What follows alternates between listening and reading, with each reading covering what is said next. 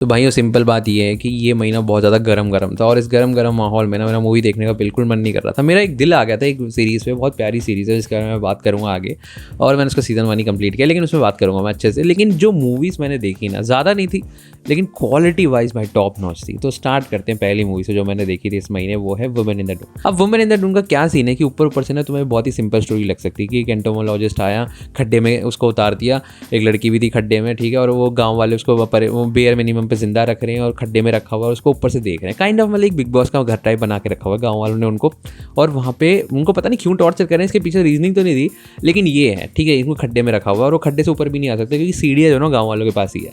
तो ऊपर से ये बहुत ही सिंपल स्टोरी है, लेकिन अगर तुम ध्यान से देखो तो ये जो स्टोरी है ना वो पैरेलल ड्रॉ करती है रियलिटी से। ये रियलिटी में ये एक्चुअल में डे टू डे लाइफ में हो रहा है लोगों के साथ। रोज़ सुबह उठते हैं लोग, काम पे जाते हैं, खाना आते हैं, खाना खाते हैं, सो जाते हैं, फिर सुबह उठ के काम पे जाते हैं। समझ लो एक साइकिल है ये, एक मतलब एक रैट रेस, मतलब काइंड ऑफ लूप है ये। मतलब कैसे बताऊँ, मतलब जो सबसे ईजीली अगर इसको एक्सप्लेन किया जाए ना तो वो सिसिफस वाली स्टोरी है।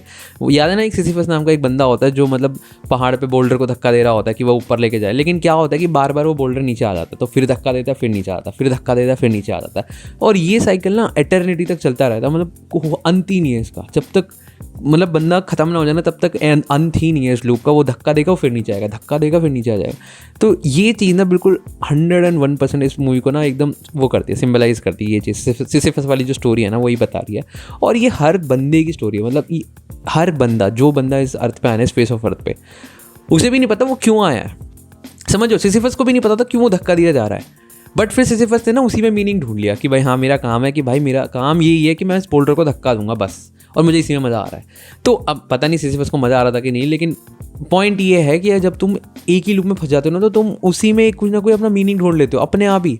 जैसे हम सबको इस अर्थ पे किसने फेंका भाई, किसी को नहीं पता, ठीक है, क्यों आए हैं हम, क्यों रह रहे हैं, कुछ नहीं पता, क्यों यहाँ पे हम जन्म ले रहे हैं, कुछ नहीं पता, लेकिन अब रहना है भाई, किसी ने तो डाल दिया हमें इस अर्थ पे। अब हम खुद ही अपने आप से मीनिंग ढूंढने जा रहे हैं कि भाई हम यहाँ पे भाई क्रिकेटर बनना चाहते हैं, यहाँ पे फुटबॉलर बनना चाहते हैं, हम सिंगर बनना चाहते हैं, हम पता नहीं पॉलिटिशियन बनना चाहते हैं, यूपीएससी क्रैक करना चाहते हैं, पता नहीं क्या 50 चीज़ें करना चाहते हैं जो खुद हमने इन्वेंट करी है। प्रॉब्लम्स भी हमने खुद बनाए हैं, सॉल्यूशन भी हमने खुद बनाए, क्योंकि हमने खुद मीनिंग ढूंढ लिया इस जगह पे रहने का। क्योंकि हमें कोई सेंस नहीं बना रही थी चीज़ की हम आ क्यों गए हैं यहाँ पे, तो हमने खुद ही प्रॉब्लम्स क्रिएट कर लिए, खुद ही मीनिंग दे दिया। और अब हम ये जो खड्डा है ना जो किसी ने खोद दिया हमारे लिए, हम इससे निकलना भी नहीं चाहते। कि हम सोचे तो सही कि भाई हम यहाँ आए क्यों, निकलो इस ट्रैप से, इसी में ही हम सेट हो गए हैं। दिमाग हमारा इसी में अब वो हो गया कि ठीक है आप जो चल रहे चलने दो। यही चीज़ भाई वुमेन इन द डून इतने बढ़िया तरीके से बताती है ना। जो मतलब जो लड़की होती है जो उसके खड्डे में होती है, वाइफ जो होती है उसकी, वो इसी चीज़ को सिंबलाइज करती है। मतलब एक्चुअली वो इस चीज़ को भी सिंबलाइज करती है। और एक और चीज़ है मैं बताता हूँ, एक और मतलब बहुत बढ़िया सी एनालॉजी है मेरी, कि वो इसी चीज़ को सिंबलाइज करती है कि भाई वो इस खड्डे में, अब वो इस खड्डे से निकलना ही नहीं चाहती, समझ रहे हो। अब उसका पर्पस कुछ पता नहीं, उसने पहले ट्राई किया होगा इसे निकलने का या फिर उसने कोई एफर्ट मारा होगा, वो हमें नहीं दिखाती मूवी, लेकिन अब वो इतना ज़्यादा इसमें वो हो चुकी है ना, सेटल डाउन हो चुकी है। अब उसको अगर कोई सीढ़ी भी दे देना ला के, या वहाँ पे मतलब उसको रास्ता भी बना के दे दे, तब भी नहीं निकलना चाहती वो। इसी लाइफ में उसको मज़ा आने लगा अब। और ये चीज़ ना मुझे बहुत ज़्यादा दिखती है भाई इंडियन हाउस होल्ड में जो वेमेन है, खास कर जो माँ और ये सारी होते हैं, मतलब माँ की ही बात कर रहा हूँ मैं, मतलब इंडियन हाउस वाइफ जो होते हैं, माँ, तुम्हारी माँ घर के जो हो गए, जो मदर होती है, उनको पता नहीं क्यों ये जो हाउस होल्ड वाला वो है एनवायरनमेंट है, उन्हीं में मज़ा आता है। उससे वो निकलना ही नहीं चाहते, वो चाहते ही नहीं कि भाई इससे ऊपर उठ के कुछ कर लें, वो मतलब निकलें इस चीज़ से। अब वो सेटल हो चुके हैं, समझ रहे हो। तो मेरे को ये बहुत ज़्यादा स्ट्राइकिंग लगा। मतलब जितनी तुम रियलिटी से पैरेलल ड्रॉ कर सकते हो ना स्टोरी से, मतलब women in the Dune movie से, कोई अंत नहीं है भाई साइज वर्क का। इतनी चीज़ें मैं ड्रॉ कर सकता हूँ ना, इतनी चीज़ें मैं बता सकता हूँ, इतनी एनालॉजी निकल सकती है इससे कि भाई सब अंत ही नहीं है, इतना बड़ा आइसबर्ग है ये। तो वुमेन इन द डून्स भाई मुझे बहुत ज़बरदस्त मूवी लगी। इस सब मतलब पहली बार होगा शायद मैंने इस चैनल पे किसी मूवी को 10 आउट ऑफ 10 दिया होगा, और ये वो मूवी है भाई। Women in the Dune is that movie जो 10 आउट ऑफ 10 डिजर्व करती है। क्योंकि एक तो सिनेमाटोग्राफी इतनी तगड़ी है ना इस मूवी की, बिल्कुल मतलब समझ लो एक छोटा सा खड्डा है और उसमें एक छोटा सा घर है, पूरी मूवी सिर्फ उसी में ही है, और उसमें इतनी फैसिनेटिंग क्लोजअप शॉट्स हैं कि तुम वो जो सैंड है, जो एनिकन स्काईवॉकर ने भी एक बात और बोली थी कि भाई मुझे सैंड बिल्कुल पसंद नहीं है, क्योंकि वो कोरस होता है और वो हर जगह फैल जाता है, चिपक जाता है, इरिटेशन होने लगती है मुझे। और ये चीज़ ना मैं इस मूवी को देख के फील कर पा रहा था, जिस तरह से वो स्किन पे चिपक देती है सैंड वगैरह, और वो उनके क्लोजअप शॉट्स, उनके भाई फेस, उनके लिप्स और ये सब बॉडी वगैरह, ऊपर से इरोटिज्म भाई, मतलब इरोटिज्म और ऐसी मूवी में जो इतनी डीप हो, समझ रहे हो। मिलेगी नहीं भाई तुम्हें, मतलब तुम पूरा मार्केट छान मारोगे ना तब भी तुम्हें शायद इक्का दुक्का मूवी मिले ऐसी जो इतने सारे जॉनर्स को एक्सप्लोर कर रही हो और ऊपर से इतना डीप कुछ मीनिंग कन्वे करने की कोशिश कर रही हो। सैंड ऐसा लगता है कि भाई कोई इल्यूजन है, मतलब कोई पागल हो रहा हूँ मैं इसको देख देख के, जितना मैं सैंड को देख रहा हूँ उतना पागल हुए जा रहा हूँ। इरिटेशन, पेशेंस लूज कर रहे हैं भाई, मतलब समझ रहे हो कि एकदम क्रेजी हुए जा रहे हैं लोग, और इस लेवल पे लाके खड़ा कर दिया सैंड ने, सिर्फ सैंड ही है हर जगह और कुछ नहीं है। परेशान हो गया आदमी, निकलना चाहता है। और एक पॉइंट तो ऐसा आता है मूवी में कि इतना टाइम बीत जाता है, इतना वो अटेम्प्ट मार लेता है जो बंदा होता है, जो एंटोमोलॉजिस्ट होता है, कि जब उसको लास्ट में मौका भी मिलता है ना कि वो इस पिट से निकल सके, क्योंकि उसने अपना ना एक पर्पस ढूंढ लिया होता है उस लड़की की तरह कि अब मैंने मतलब वो कुछ अपना क्या कहते हैं एक तरीका ढूंढता है कि वो ग्राउंड वाटर निकाल पाए। ग्राउंड मतलब वो कुछ और करने जा रहा होता है, पहले उसको समझ आता है कि भाई मैं ग्राउंड वाटर ऊपर पंप कर सकता हूँ।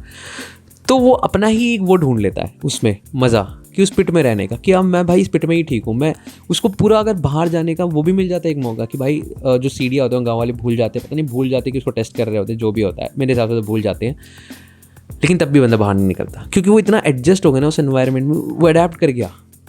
अब उसमें मीनिंग ढूंढ लिया उसने, अब वो चाहता ही नहीं कि वो बाहर निकले।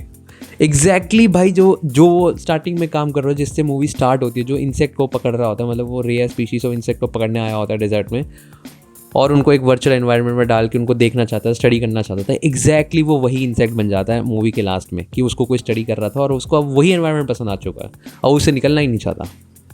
कमाल की मूवी है भाई, कमाल की movie women in the dunes. तो गो चेक इट आउट भाई, कोई चीज़ देखो ना देखो, लेकिन वुमेन इन द डून्स भाई मस्त है, बहुत ज़्यादा भाई, बहुत ज़्यादा ज़रूरी है मूवी है, क्विंटेसेंशियल मूवी है तुम्हारी लाइफ की। तो सेकंड मूवी पे आती है भाई द पियानो टीचर। अब पियानो टीचर जो है ना वो डायरेक्ट करी है भाई वही उसी बुड्ढे ने डायरेक्ट करी है जिसका नाम है माइकल हेनिकी। अब माइकल हेनिकी की एक बात और है कि ये जो मूवी बनाता है ना भाई बंदा, ये मतलब इतनी मतलब ऐसा ना वॉयरिज्म वाली फीलिंग देती है मुझे कई बार कि ना भाई मैं कुछ ऐसा सीन देख रहा हूँ जो मुझे देखना नहीं चाहिए, जो प्रोहिबिटेड है, मतलब मेरे को देखना ही नहीं चाहिए, मेरे को गलत दिखाई दे रहा है, मतलब समझ रहे हो कि ये चीज़ तो नहीं देखनी चाहिए थी एटलीस्ट, मैंने क्यों देख ली कि मतलब तुम एक रेयर विंडो टाइप वाले सिनेरियो में कि तुम किसी के ना विंडो में झाँक रहे हो, पर तुम्हें झाँकना मोरली तुम्हें नहीं झाँकना चाहिए, लेकिन तुम झाँक रहे हो इसलिए तुम्हें अजीब लग रहा है बहुत ज़्यादा, तुम्हें लग रहा है कि भाई तुम गलत कर रहे हो, लेकिन फिर भी तुम देखे जा रहे हो, समझ रहे हो। तो माइकल हेनिकी की हर एक मूवी ना, हर एक फ्रेम, हर मतलब at least white ribbon, funny games और ये वाली द पियानो टीचर तो ऐसे लगती है कि भाई मैं कोई ऐसा फ्रेम देख रहा हूँ जो मुझे नहीं देखना चाहिए। और ये पियानो टीचर में ज़्यादा लगता है कि भाई ये वाला फ्रेम कुछ ना मतलब एक इरी वाली फीलिंग दे रहा है और एक मतलब अनकंफर्टेबल करा रहा है मुझे, पता नहीं क्यों ये कंफर्टेबल नहीं है ये सीन, ये फ्रेम ही कंफर्टेबल नहीं है, ये फील करोगे भाई तुम पियानो टीचर में। और मैं पहली बार ऐसा हुआ है, सिर्फ माइकल हेनिकी की मूवीज़ में ऐसा होता है कि भाई मैं फ्रेम से ही परेशान हूँ कि भाई ये फ्रेम क्या है, इस फ्रेम में जो मुझे समझ नहीं आ रहा, जो मैं इतना अनकंफर्टेबल हो रहा हूँ, मुझे मज़ा भी आ रहा है देखने में लेकिन अनकंफर्टेबल हो रहा हूँ अंदर से। तो ये मैजिक है भाई माइकल हेनिकी का। और piano teacher is all about कि भाई अगर एक बेसिकली तुम इंटरनेट वाली जनरेशन में हो तो तुम एक तुम्हें टीनेजर हो गया, कोई भी अधेड़ उम्र का आदमी हो गया जो जिसको यही नहीं पता कि भाई लोग बाग कैसे उठते बैठते हैं, सोशल लोकेशंस पे कैसे उठना बैठना होता है, बात कैसे करनी होती है, अपनी चीज़ों को एक्सप्रेस कैसे करना होता है, खुद की भी फीलिंग्स होती हैं, मतलब रिलेशनशिप ये सब कुछ उसको कोई ध्यान ही नहीं है, मतलब उसको पता ही नहीं है कैसे होती है चीज़ें, अनपढ़ है इन चीज़ों में। और ऊपर से उसके जो घर वाले हैं वो वही आज भी मतलब अधेड़ उम्र का होने के बावजूद या फिर टीनेजर भी है तब भी उसकी कोई डिसीजन की कोई वैल्यू नहीं करते। सब कुछ उसके घर वाले बताएंगे उसे कि क्या करना है, कि खाना क्या खाना है, मतलब क्या पीना है, कब सोना है, क्या पहनना है, क्या करना है, तुझे क्या सोचना है, मतलब कैसे सोचना है वो भी देखो हम बताएंगे, ठीक है, तू कुछ दिमाग मत लगा लियो, समझ रहा है। अगर इस एनवायरनमेंट में कोई बच्चा बड़ा हो और वो आगे चल के मतलब सोशल इवेंट्स में जाने की कोशिश करे तो वो क्या सोशलाइज करेगा, उसकी क्या आइडेंटिटी है भाई, उसको तो पूरे पिंजरे में रखा होता है 40 साल 20 साल, वो क्या फंक्शन करेगा भाई सोसाइटी में।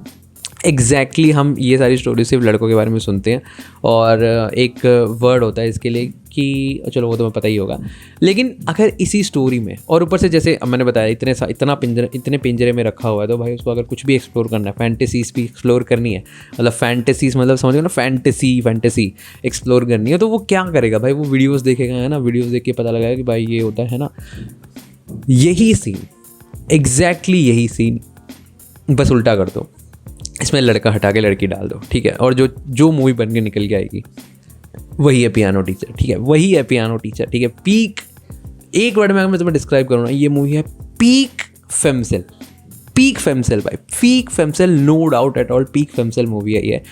तुम देखोगे कि भाई अदर साइड कैसे एक्सपीरियंस करता है। और मेरा भाई एक सपना था स्टार्टिंग में कि भाई मतलब मैं जब छोटा था ना, तो मैं छोटा तो नहीं था, मतलब जब मैंने मूवीज़ देखना शुरू की थी तो मेरा एक वो था कि भाई मैं मेरे साथ भी फेम फटेल होगा भाई, मेरी भी बॉडी मिलेगी पूल में वैसे, और मेरी भी स्टोरी पीछे शुरू होगी कि भाई मैं पूल तक पहुंचा कैसे, मेरी बॉडी पूल में कैसे मिली पुलिस वालों को। मेरी ये फैंटेसीज थी कि भाई चार्म कैस्टर को भाई पटाऊँ ऊपर बड़ा होगा, ठीक है। ये सब फेम फटेल ना, मतलब सोचता था मैं कि भाई फेम फटेल करता रहता था। और जब मैंने ये देख लिया ना, ये अदर साइड में क्या हो रहा है, कि ये क्या फील कर रहे हैं, और इनके साइड का जो सबसे एक्सट्रीम लेवल का गूनर है या फिर एक्सट्रीम लेवल का जो ये इंसेल है वो कैसा होता है, और इनकी क्या फैंटेसी होती है। भाई मैं तो रिटायर हो गया हूँ ये फेम फटेल वाले आइडियोलॉजी से ही रिटायरमेंट ले ली मैंने। अब नहीं करनी भाई मुझे कोई फेम फटेल वाली फेटिश पूरी अपनी, कुछ मेरे को जानना करना ही नहीं है, समझ रहे हो। मैं उठ गया हूँ अब इस चीज़ से। अब मुझे कोई फ़र्क नहीं पड़ता कि भाई वो क्या, नहीं भाई मेरे को नॉर्मल लाइफ लीड करनी है, मुझे कोई फेम फटेल नहीं चाहिए, ठीक है, स्ट्रेट अप। तो द पियानो टीचर एक गोट मूवी है, अगर तुमने देखी नहीं है तो भाई फटाफट जाके देखो। मैं इस मूवी को देना चाहता हूँ भाई। ये भी एक्चुअली मतलब 10 आउट ऑफ 10 मूवी है पियानो टीचर। मैं सच बताऊँ ना, 9 आउट ऑफ 10 मैंने शायद दे रखा है इस पर लेटर बॉक्स पे, बट नो डाउट भाई ये भी 10 आउट ऑफ 10 मूवी है, नो डाउट।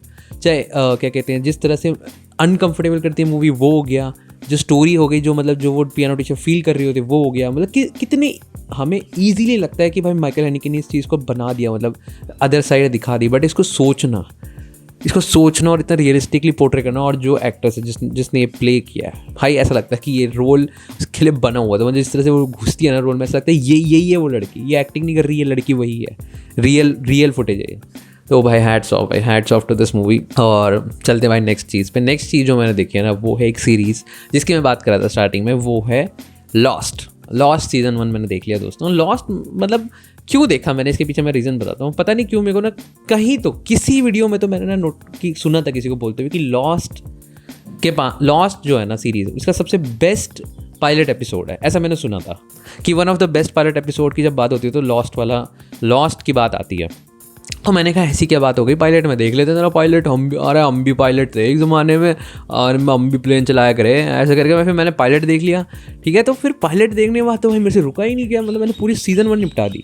और मैं सच बता रहा हूँ दोस्तों, मैं अगर एनालॉजी दूँ तो ये ना एक ऐसी डिश है जिसमें दाल भी अच्छी पकी हुई है, नमक भी अच्छा डला हुआ है, मिर्ची भी सही डली हुई है, खुशबू भी अच्छी आ रही है, और मतलब एस्थेटिक भी लग रहा है कि स्टोरी भी डल जाएगी फ़ोटो लेके, ठीक है। और ऊपर से भाई जब तुमने चक्के देखा, ओ भाई साहब नेक्स्ट लेवल टेस्ट भाई, तो समझ लो हर एंगल से परफेक्टो जो होता है ना, लॉस्ट सीज़न 1 वही है भाई। मैं सीज़न 2 सीज़न 3 की बात नहीं कर रहा क्योंकि मैंने अभी तक मतलब अब तो देख लिया काफ़ी, जब मैं वीडियो बना रहा तब तो देख लिया, लेकिन सीज़न 1 ही देखा था मैंने उस टाइम तक।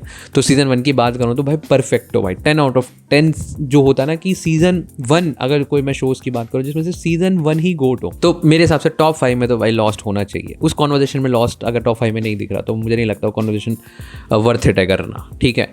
और जिस तरह से इतने बड़े एंसेम्बल को ये एक मतलब सही स्क्रीन टाइम देती है, और सबका एक मतलब बैक स्टोरी दिखाती है, और मतलब सबको एक पैरेलल ही लेके चलती है। कोई प्रोटैगनिस्ट नहीं है, कोई एंटैगनिस्ट नहीं है, सभी प्रोटैगनिस्ट है, सभी एंटैगनिस्ट है। सबकी स्टोरी में वो एंटैगनिस्ट भी है, सबकी स्टोरी में वो प्रोटैगनिस्ट भी है, समझ रहे हो। और इतने ब्यूटीफुल तरीके से, मतलब एक तो ये स्टोरी चल रही है, ऊपर से एक ट्रेजेडी हो गई कि वो आइलैंड पे आके गिर गए, मतलब स्पॉइलर अलर्ट कि वो एक आइलैंड पे आके इनका प्लेन क्रैश हो जाता है, ठीक है, स्पॉइलर अलर्ट। और अब वहाँ पे सब ये जूझ रहे हैं कि भाई हम रेस्क्यू कैसे कराएंगे अपने आप को, कैसे बुलाएंगे, ये वो सर्वाइवल के तरीके ढूंढ रहे हैं। मतलब काइंड ऑफ अगर किसी ने वो टॉम हैंक्स वाली मूवी देखी हो तो वही प्लॉट है, उसको सीरीज बना दिया बस, ठीक है, वही प्लॉट है ये। एक सीरीज तुम्हें याद होगी गेम ऑफ थ्रोन्स करके, तो गेम ऑफ थ्रोन्स सीरीज की ना मैं थोड़ी सी बात करता हूँ कि गेम ऑफ थ्रोन्स सीरीज में ना एक तो वो प्लॉट चल ही रहा था जो एक्चुअल में चल रहा है विंटरफेल और इन सब में, उसके साथ साथ ना एक मैजिकल एलिमेंट भी था जो वाइट वॉकर और इन सब से रिलेटेड था, एक मिथिकल एलिमेंट जो था।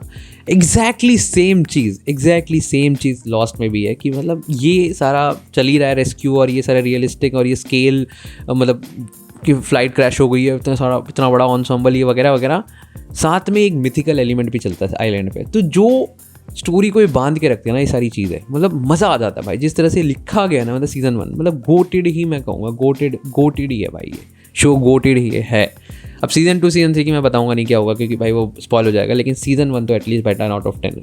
अगर शो यहीं पे ख़त्म भी हो जाता ना तो मैं कोई कंप्लेंट नहीं करता कि भाई कोई बात नहीं है, इसका आगे का मुझे देखना था, क्योंकि भाई इतना परफेक्ट सीज़न 1 एग्जीक्यूट किया है ना शो रनर्स ने।